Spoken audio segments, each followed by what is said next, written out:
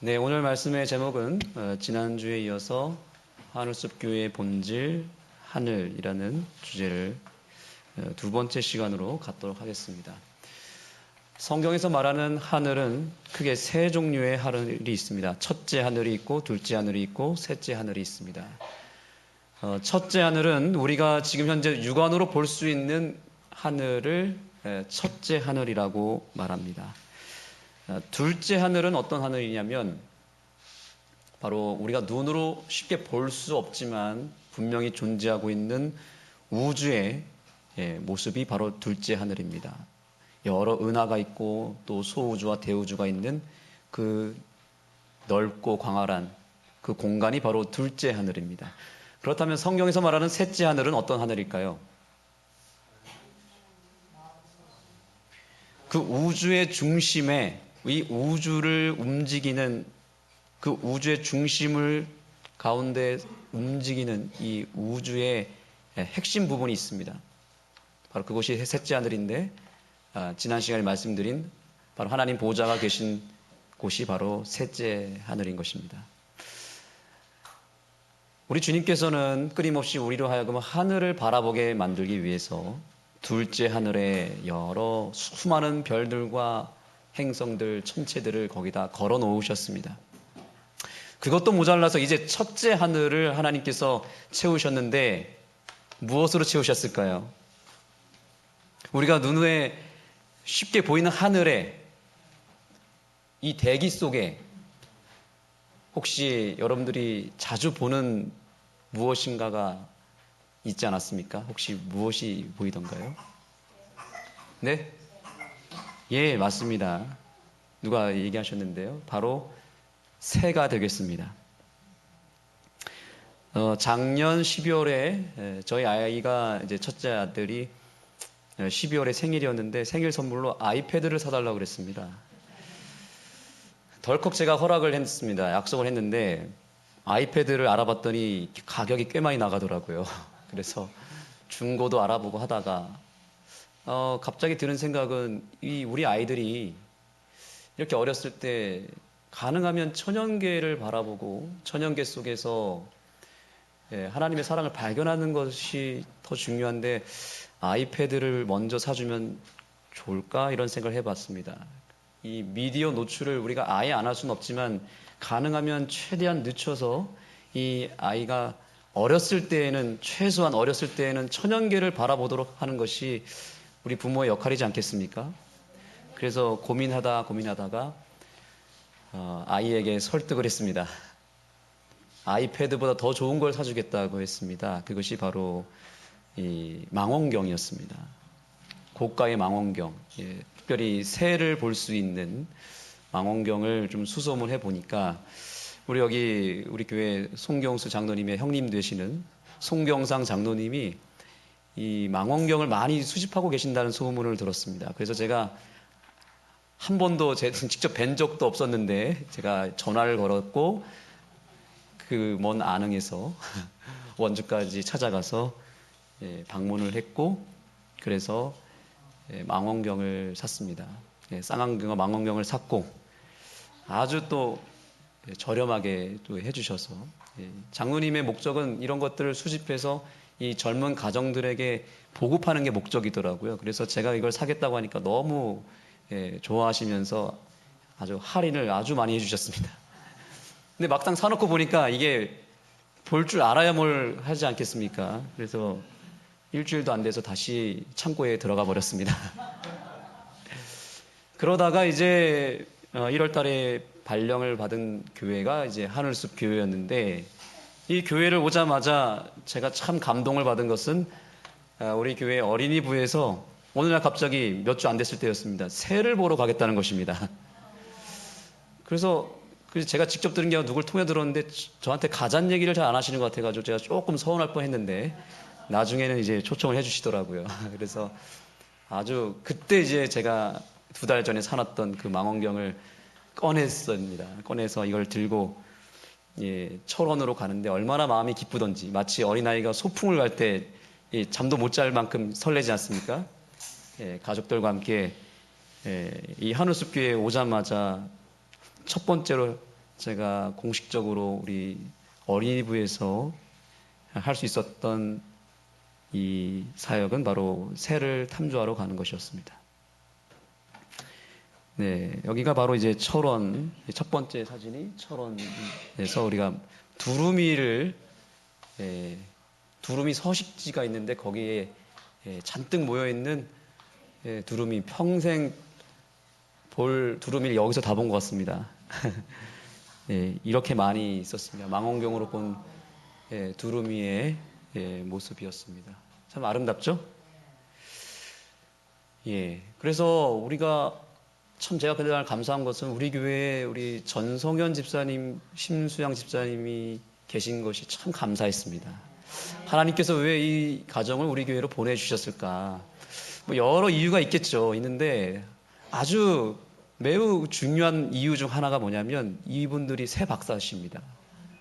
집에 가보면 그 새의 사진 찍은 여러 사진들이 있고 또 앨범도 있습니다. 그리고 이 자녀들이 새를 웬만하면 다 알고 있더라고. 이름을 딱 보면은 어떤 새인지 다 알아요. 그래서 새 박사들이 살고 있습니다. 너무 부러웠습니다. 그리고 우리 하늘숲 교회에 이런 귀한 사역자가 있다는 것을 인해서 정말 감사했습니다. 그래서 제가 오늘까지 해서 이렇게 지지난주에는 우리가 숲에 대한 이야기를 했습니다. 우리 숲 전문가, 숲 박사님이 또 계시잖아요. 그렇죠? 또 하늘 박사님이 또 여기 새 박사님이 계시고, 그래서 하늘숲 교회를 가면은 이렇게 숲을 통해서 하나님의 사랑을 배우고, 또한 하늘에 떠있는 천체, 별과 해와 달을 통해서 또 한 번 배우고, 또 무엇으로 배운다는 거예요? 새를 통해서 또 하나님의 사랑을 배울 수 있는 교회가 있다면 여러분 그 교회는 정말 행복한 교회지 않겠습니까? 돈을 일부러 줘서라도 뭐 과학관이니 무슨 프로그램 있다고 하면 강사를 또 초청하고 가야 겨우겨우 이렇게 시간과 재정과 이런 것들을 다 준비해서 갈까 말까 한 상황인데, 우리 교회는 매 안식일마다 뭐 할 수 있는 거예요? 새를, 별을, 숲을 누비면서 우리가 관찰하면서 하나님의 사랑을 누릴 수 있다니 축복이지 않겠습니까? 묻어두시겠습니까? 아니면 활용하시겠습니까? 활용해야 되겠죠? 우리가 가진 이 가치를 우리가 충분히 누린 이 은혜를 우리 이웃들과 가족들에게 나눠줄 수 있는 우리 하늘숲 교회가 되기를 간절히 축복합니다. 그래서 따라해 보겠습니다. 우리는 관찰자다. 하나님은 끊임없이 천연계를 바라보라라고 말씀하고 있습니다. 그래서 그 얘기는 뭐냐면 관찰하라는 거예요. 따라해 보겠습니다. 관찰하면 느낄 수 있고 얻을 수 있다. 관찰하고 묵상하다 보면 예수님의 사랑을 충분히 우리가 이 하늘숲 교회 이곳에서 얼마든지 그 사랑을 우리가 받을 수 있고 또한 증명할 수 있는 은혜가 있다는 사실을 기억하시기 바랍니다. 그래서 첫째로 지난주에 하나님의 명령을 우리가 순종했습니다. 무엇을 보라고요? 하늘을 보라는 것입니다. 하늘을 보면은 해, 달, 별이 있으니 그것을 통해서 하나님의 사랑을 경험해 보라는 것입니다. 그 다음 두 번째 명령입니다. 하나님이 우리의 고개를 잡고 땅으로 향하는 게 아니라 공중으로 하늘로 향하게 만드십니다. 이 말씀도 다 같이 읽어보겠습니다. 시작. 공중에 새를 보라. 우리 하늘숲교회에 있다 보면은 새들이 자꾸 날아옵니다. 독수리도 보이고요. 여러 새들이 자꾸 제 눈앞에 어른거립니다. 동양에서는 새가 지저긴다 혹은 운다라고 말합니다. 서양에서는 뭐라고 말할까요? 서양에서는 새가 노래한다라고 말합니다. 그런데 우리 영감의 글에 보니까 엘렌 화이트는 뭐라 그랬냐면 새가 하나님을 향해서 찬양한다라고 말하고 있습니다.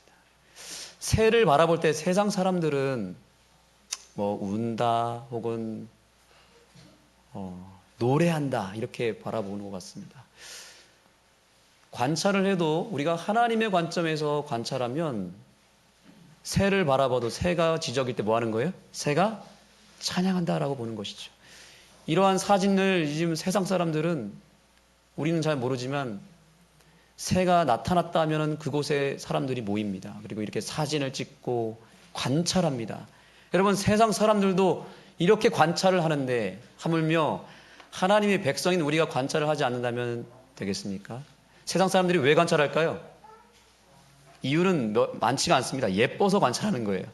신기하고 예뻐서. 거기서 어떤 하나님의 사랑을 끌어내려고 하는 게 아니라 멋있고 예쁘니까 담아내려고 그렇게 길을 쓰고 새벽이고 밤이고 쫓아가서 이 새를 담고 있는데 주님은 우리에게 관찰하라고 말씀하면서 그 속에서 하나님의 사랑과 영적인 교훈을 얻으라고 우리에게 관찰하라고 명령하고 있으니 이 명령에 우리 하늘숲교회가 순종하게 되기를 간절히 소망합니다.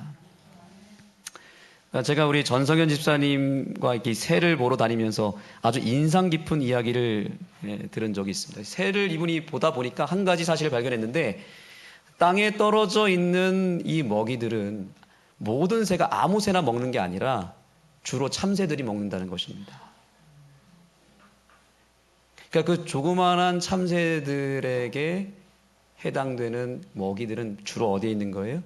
땅에 떨어져 있는 먹이들이라는 거죠. 그래서 서로 새들끼리 이거를 뺏거나 이것을 침범하지 않고 자기들 나름대로의 질서 속에서 참새가 먹을 먹이가 따로 있고 비둘기가 먹을 먹이가 따로 있다는 것입니다. 그죠? 또 열매를 먹을 새들이 있고요. 나무 위에 달린 것을 먹는 새들도 있고 여러 영역 속에서 하나님은 이 새들에게 먹고 마시고 살 수 있는 길을 다 마련해 주셨다는 것입니다. 그래서 주님께서는 이렇게 말씀하십니다. 공중에 무엇을 보라고요? 새를 보라. 심지도 않고 무엇도 안 하고요? 거두지도 않고 또 뭐도 안 한대요? 창고에 모아들이지도 아니하되 너희 하늘 아버지께서 기르시나니 너희는 이것들보다 귀하지 아니하냐. 새들이 어떻게 살고 있습니까? 이 걷어들이고 모아들이고 심는 그런 새 보셨습니까? 주로 대부분의 새들은 그날 받은 것을 그날 먹고 누립니다. 그런데 다 하나님께서 먹여 살립니다. 그런데 끊임없이 모아들이고 창고에 거두고 쌓아두면서도 걱정하며 사는 존재가 누구예요? 바로 저와 여러분인 것 같습니다. 아무리 많이 모아들이고 아무리 좋은 차를 사고 아무리 좋은 집에 산다 할지라도 여전히 염려하고 걱정하며 사는 존재들이 바로 저와 여러분인 것입니다. 오늘 주님은 이 새들을 바라보면서 우리에게 말씀하고 있습니다. 아무 염려하지 말고 하나님께서 너희의 쓸 것을 다 아시니 너희의 필요를 다 아시는 하나님께 구하고 그저 이 새들처럼 살라고 말씀하고 있는 것입니다.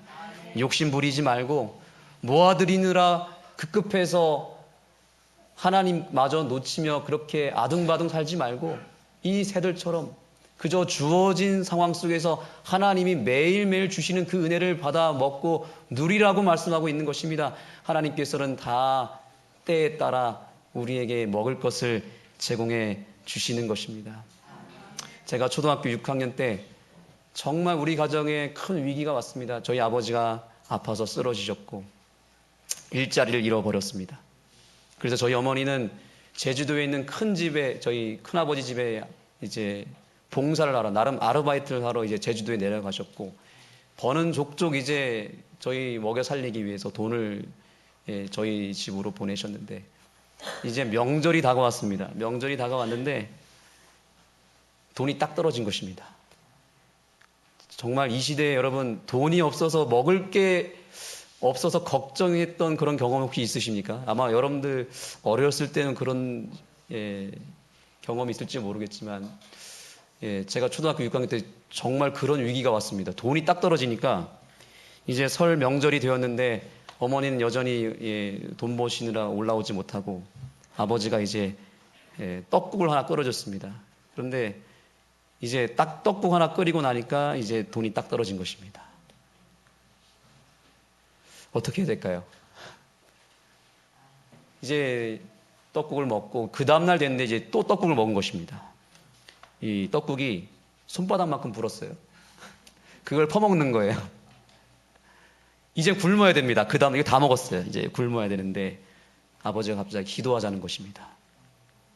그래서 저와 제 동생과 아버지가 무릎 꿇고 기도했습니다. 하나님, 저희가 먹을 것이 떨어졌는데 저희에게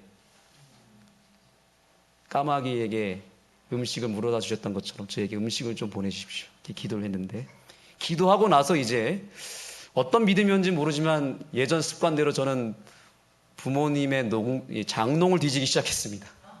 옷을 막 꺼내가지고 막 한번 이게 열어보고 털털 털어보고 하는데, 이 부모님의 한복이 있었는데 한복을 이렇게 흔들어 보니까 거기에 봉투가 하나 딱 떨어지는 거예요. 딱 봤더니 10만 원이 있는 것입니다.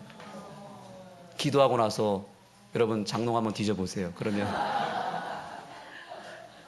그때 이 봉투를 들고 아빠와 제 동생과 얼싸안고 얼마나 기뻐하며 눈물의 기쁨을 흘렸는지 모릅니다. 그 돈을 가지고 이제 마트에 가서 장을 보고 음식을 사와서 맛있는 음식을 해 먹으면서 명절을 버텼던 기억이 있습니다. 하나님께서는 우리의 먹고 마시는 필요한 모든 것들을 우리가 필요할 때마다 다 주시고 예비해 두셨다는 사실을 잊지 마시기 바랍니다. 주님께서는 또 이렇게 말씀하셨습니다. 참새 2마리가 한 앗사료에 팔리지 않느냐.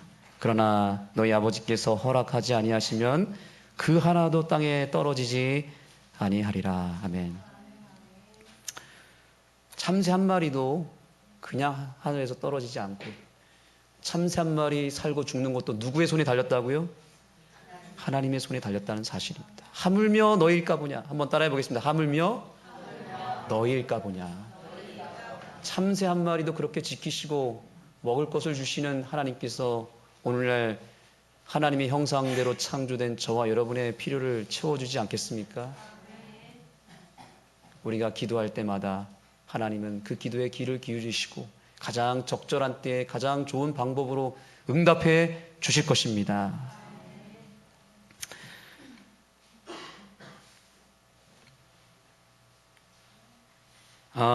우리가 우리나라에만 볼 수 있는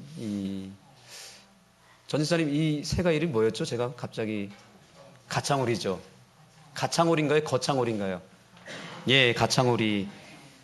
이번 이제 이렇게 전집사님을 통해서 새에 대해서 관심을 갖게 돼서 이제 제가 지난 2월에 한번 이 가창오리를 한번 구경하러 저기 군산까지 한번 내려가 봤습니다. 근데 허탕쳤습니다.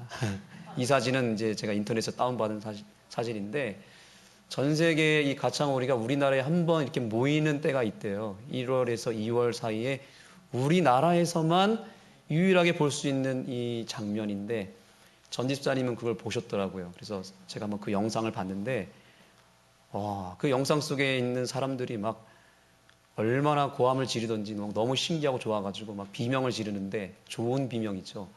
제가 이 영상을 한번 준비해 볼까 했지만 영상으로 보면 감동이 좀 떨어지기 때문에 올 가을에 우리가 한번 우리 전집사님을 앞세워서 한번 가창오리 한번 보러 가시겠습니까? 이 군무의 장면을 보니까 기가 막히더라고. 이게 누가 시키지도 않았는데 우리가 뭐 이렇게 연출 부탁한 것도 아닌데 이 오리들이 수만 마리의 이 오리들이 군무를 한참 하다가 딱 이제 먹이를 먹기 위해서 이제 논으로 올라갑니다. 그때 이제 사람들 머리 위로 확 지나가는데 영상으로 봤는데도 기가 막히더라고요.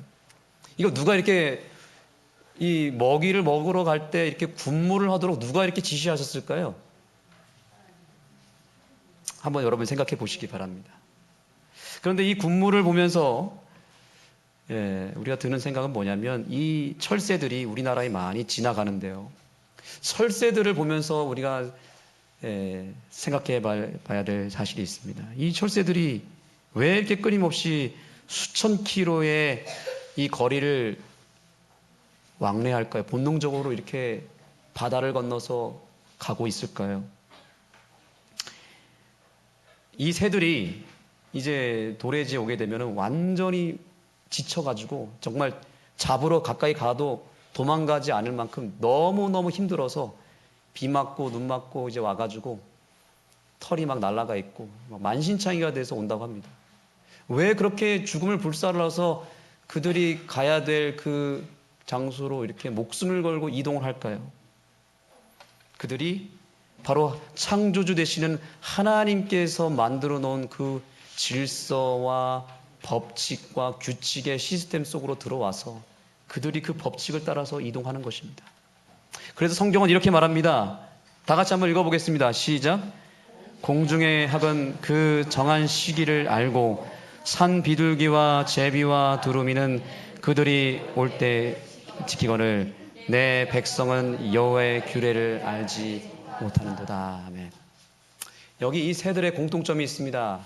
다 철새들입니다. 철새들은 다 그 정한 시기를 알고 어떻게 한다고요? 하나님이 인도하시는 그 섭리대로 순종하며 나아간다는 사실입니다. 이 철새들은 지금 하나님의 그 질서 속에 그들이 순종하여 들어온 것입니다. 그런데 하물며 내가 사랑하는 너희 백성들은 왜 여호와의 규례를 알지 못하느냐라고 말씀하고 있는 것입니다. 우리가 이 철새들을 통해서 오늘 깨달아야 될 사실은 무엇이냐면 오늘 주님께서는 다시 한번 우리를 초청하고 있습니다. 나의 법 안으로 돌아오라는 것입니다.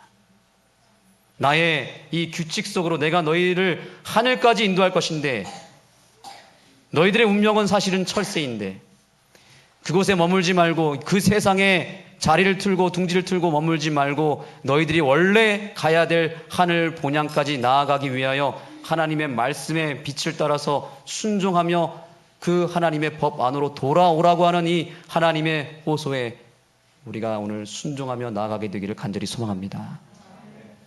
이 세상은 지난주에도 우리가 천체를 봤지만 해, 달, 별도 누구의 질서 속에 있습니까? 하나님의 질서 속에 그들이 순종하고 있고 심지어 이 작은 새들도 하나님의 정해놓은 규례대로 순종하며 그들이 이동하고 있다는 사실을 기억할 때 우리들의 삶도 이제는 하나님의 뜻 가운데로 나아가야 되지 않겠습니까? 여러분, 이 새는 바로 제비갈맹이라고 하는 새입니다. 북극에서 매년 남극으로 한 번씩 왔다 갔다 하는데 여기 보시면 몇 킬로를 갑니까? 79,900km를 날아갑니다. 이 연약한 날개를 펴들고 가는 것입니다. 누구의 법에 따라요? 하나님의 법에 따라 순종하며 가는 것입니다. 그런데 이 경로를 보시면 어디서만 지금 돌고 있습니까? 예, 그 망망대해 바닷길을 향해서 지금 날아서 한 바퀴 S자를 그리고 가고 있습니다. 쉴 수 있을까요? 없을까요? 거의 쉴 수 없다고 합니다. 여러분, 이 연약한 날개를 가지고 79,900km를 1년에 도는데 바다 망망대해를 걸어간다는 것이, 날아간다는 것이죠. 어떻게 이렇게 날 수 있을까요? 이 연약한 날개를 가지고 과연 그것이 가능할까요? 정말 목숨을 걸고 가는 것입니다. 아마 중간에 떨어져 죽는 새들도 있겠죠. 또 독수리같이 이 큰 새들한테 잡혀먹는 새들도 있을 것입니다. 그런데도 그 목숨을 걸고 걸어가는, 날아가는 이 여정이 그들에게는 본능적으로 찾아온다는 것입니다. 사단도 오늘날 저와 여러분이 하늘까지 가는 그 길을 막아서고 있습니다. 날아가지 못하도록 중간중간에 계속해서 우리를 유혹하고 공격하고 우리를 끌어내리기 위해서 우리를 지금 호시탐탐 노리고 있다는 사실입니다. 그런데도 그 길을 걸어가시겠습니까? 그런데도 여러분 날개를 펼쳐서 하늘까지 가는 길에 여러분 우리의 생명을 걸고 나아가시겠습니까? 제가 이 새들이 어떻게 정말 이 지구를 한 바퀴 도는지 살펴보니까 힌트를 얻었습니다. 바로 바람을 타고 간다고 합니다.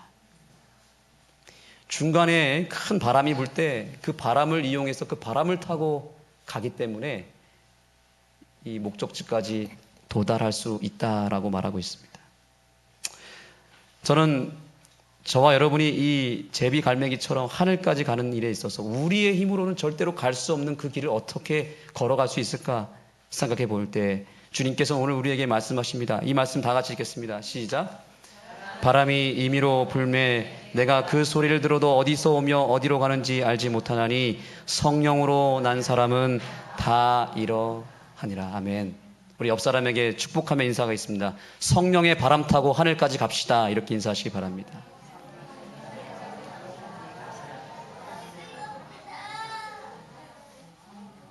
무슨 바람을 타라고요? 예. 우리가 하늘까지 가는 이 여정은 우리의 힘으로는 갈 수 없습니다. 맞습니까? 그러나 우리에게 하나님께서 무엇을 보내주신다고 그랬습니까? 성령의 바람을 보내주시겠다고 그랬습니다. 그 바람을 타야만 우리가 하늘까지 온전히 도달할 수 있다는 사실을 기억하시기 바랍니다. 이 바람을 타지 않으면 결국에는 내 노력으로 하늘 가려고 하다가 내 노력으로 내 힘으로 날개짓 하다가 결국 지쳐서 죽게 될 것입니다. 그러나 성령의 바람을 타게 될 때는 쉽게 그 장소까지 도달할 수 있음을 잊지 마시기 바랍니다. 여러분, 이 마태복음 6장에 나타난 주님의 명령, 공중에 새를 보라 말씀하시면서 그 말씀의 마지막 결론이 어떻게 끝나냐면 바로 이렇게 끝나는 것입니다. 다 같이 읽어보겠습니다. 시작. 그런즉 너희는 먼저 그의 나라와 그의 의를 구하라. 그리하면 이 모든 것을 너희에게 더하시리라. 그러므로 내일 일을 위하여 염려하지 말라. 내일 일은 내일 염려할 것이요 한날의 괴로움은 그날의 족하니라. 너희들이 무엇을 먹을지 무엇을 마실지 무엇을 입을지 염려하며 살지 말고 무엇을 구하라고요? 하나님의 나라와 하나님의 의를 구하고 하나님의 뜻에 따라서 이 철새들처럼 하나님의 그 질서 가운데 들어오라 하는 것입니다.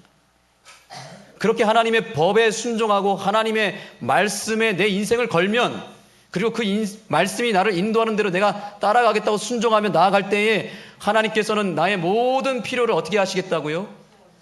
이 모든 것들을 너희에게 더하실 것이다 라고 말씀하고 있는 것입니다. 여러분들이 지금 염려하고 있는 모든 것들 하나님께 맡기시고 오직 하나님의 말씀에 담겨져 있는 나의 비전과 사명과 나를 향한 하나님의 놀라운 뜻을 발견하시고 그 뜻에 따라 나아가게 되기를 간절히 소망합니다. 독일에 가면 이 철새들이 동일하게 나타나는데 이 어떤 새가 있냐면 블랙잭이라고 하는 이 철새가 있다고 합니다. 그들이 부르는 블랙잭이라고 하는 이 철새는 주로 매년 독일에서 영국 쪽으로 위쪽으로 올라간다고 합니다. 그런데 매년 이 독일에서 영국으로 갔던 이 철새가 어느 한 해에, 이게 사실 한 20년 좀 됐던 일인데요. 그때는 희한하게 이 새들이 어디로 갔냐면 영국으로 가지 않고 아랫지방인 스페인으로 갔다는 것입니다. 그 이유가 무엇일까요? 이 조류학자들이 이게 도저히 이해가 안 되는 것입니다. 매년 영국으로 갔던 이 새들이 그 해에는 어디로 갔다고요? 스페인으로 간 것입니다. 이유를 전혀 찾을 수 없었던 이 학자들이 나중에 알게 된 사실은 뭐냐면 그 해에 영국에서 산불이 너무 심하게 난 것입니다. 그래서 거기에 이 새들이 먹을 수 있는 먹이들이 다 떨어져 버린 거예요. 그래서 이 새들이 영국으로 하면 먹을 게 없기 때문에 어디로 간 것입니까? 남쪽 나라 스페인으로 내려간 것입니다. 그럼 이상하지 않습니까? 새들이 뭘 한다고 영국으로 항상 갔던 그 길을 뿌리치고 스페인으로 갔을까요? 거기에 먹이가 없다는 것을 어떻게 알았을까요? 그래서 이 조류학자들이 이거는 말도 안 된다라고 얘기하면서 거기다가 자기들의 논문에다 뭐라고 썼냐면 이것은 우주적 지능이었다라고 말하고 있습니다.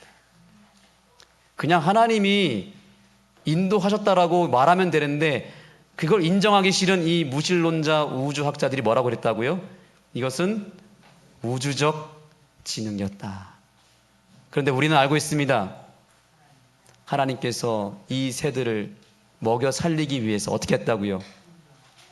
그들을 먹이가 있는 남쪽 지방으로 인도했다는 사실입니다. 오늘 하나님께서는 우리에게 말씀하고 있습니다. 너희들이 지금 염려하고 있고 걱정하고 있고 삶의 위기에 어떤 봉착해서 지쳐 쓰러지고 있을 때, 내가 먹을 것을 찾아서 헤매고 있는데 먹을 것이 없어서 내 필요가 채워지지 않아서 내가 불안에 떨고 있을 때 주님께서는 무엇이라고 말씀하시냐면 너희는 먼저 나의 나라와 나의 의를 구하라. 나의 뜻을 먼저 붙잡아라. 너희가 나의 말에 순종하며 나아갈 때 내가 너희들을 가장 선한 길로 인도할 것이고 너희들이 염려하고 있는 그 모든 문제들을 해결할 수 있는 그 방향으로 너희들을 인도할 터이니 너희들은 그저 나를 따라오라고 말씀하고 있는 것입니다. 그러니 여러분, 이제 하나님의 뜻에 더욱 순종하기를 결심하시겠습니까?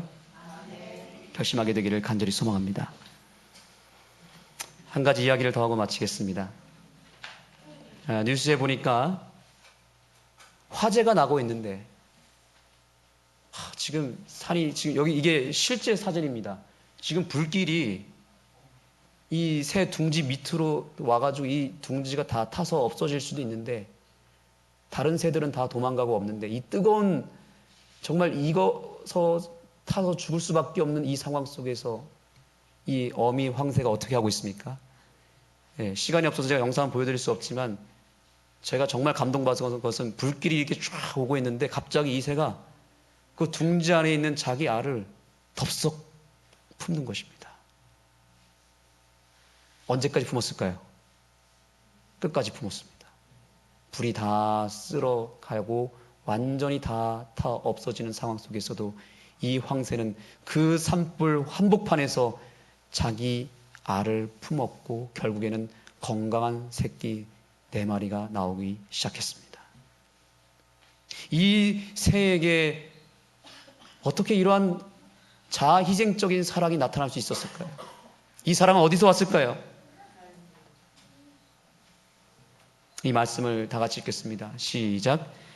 내가 애굽 사람에게 어떻게 행하였음과 내가 어떻게 독수리 날개로 너희를 업어 내게로 인도하였음을 너희가 봤느냐. 하나님께서 왜 공중에 새를 보라고 했을까요? 이 새를 자세히 보시면 이 새는 큰 날개를 가지고 있습니다. 따뜻한 날개를 가지고 있습니다. 이 날개는 단순히 날기 위해서만 존재하는 게 아닙니다. 날개는 곤충도 있고 모기도 날개가 있고 나비도 날개가 있는데 이 새가 가지고 있는 날개는 더 특별합니다. 이 새의 날개는 새끼를 품기 위해서 따뜻한 재질로 하나님께서 만들어 주셨습니다. 하나님께서 오늘 말씀하고 있습니다.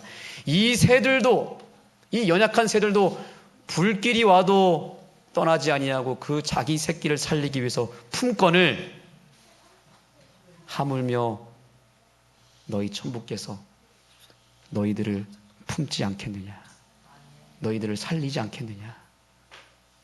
한번 따라해 보겠습니다. 하나님은 한 번 품으시면 끝까지 품으신다. 재밌는 영상 하나 보겠습니다. 좀 틀어주시겠습니까? 사실 좀 순서가 지나갔지만 여러분들의 환기를 돕기 위해서. 혹시 이 영상 보셨습니까? 네.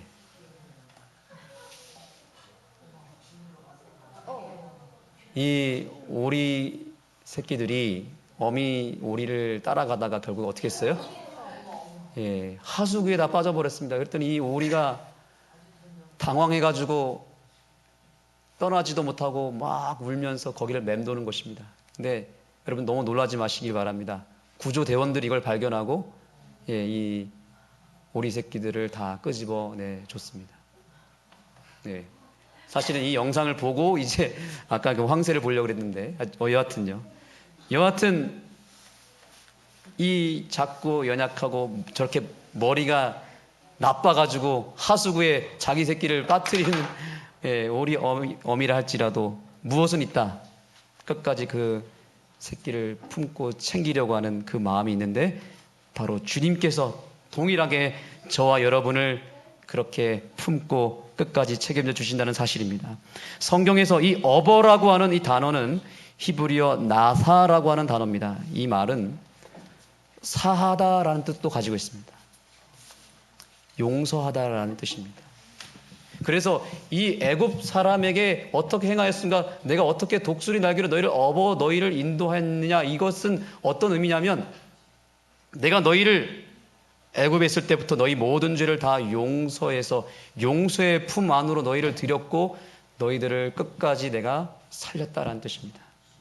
하나님께서는 우리를 한번 용서하신 다음에 또다시 하나님을 우리가 배신하고 또 우리가 넘어질 것을 아셨지만 그래도 그 용서의 사랑으로 우리를 품어서 우리가 가야 될 그 하나님의 나라까지 우리를 인도하신다는 약속을 보여준 것입니다.